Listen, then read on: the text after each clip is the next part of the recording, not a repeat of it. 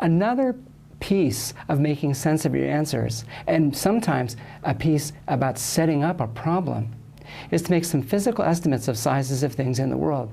And we'll give you an example of a problem like this. Suppose I asked you to estimate how quickly your eyelids move when you blink. Okay, think about that. How quickly something moves, that's a measure of speed. Well, speed is a distance divided by a time, and so we're going to have to make some estimates.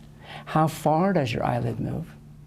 And how quickly does it move? And if we know a distance and we know a time, we can calculate a speed.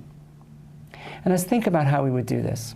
Now we have to put this in these meters, kilograms, seconds, units. And the distance that we want to use isn't a meter, but maybe some smaller fraction of a meter. And the most convenient fraction to use is a centimeter, 1/100th of a meter.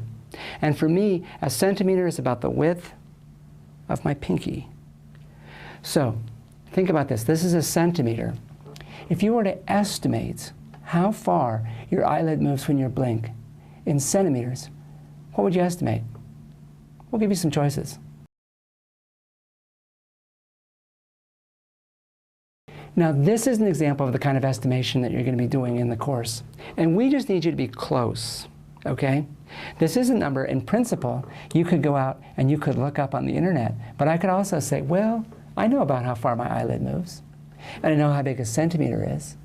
And so it's a reasonable estimate to say, when I blink, my eyelid moves a centimeter. It doesn't move 10 centimeters. It doesn't move 100 centimeters. 1 centimeter is going to be close enough for what we need to do right now. And how about time? How much time does it take for your eyelid to move when you blink?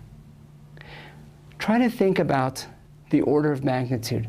Make a one significant figure estimate. How much time does it take to blink? We'll give you some choices. The width of your little finger is about a centimeter. And if you think about how wide your eye is open, it's probably about the same size. Then how much time does it take? Well, think about this. It's less than a second, certainly more than 1/100th of a second. A reasonable estimate is 1/10th of a second.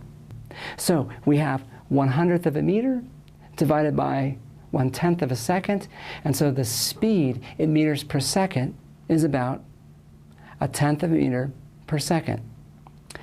That's the kind of estimate which is going to be useful for you to be able to make.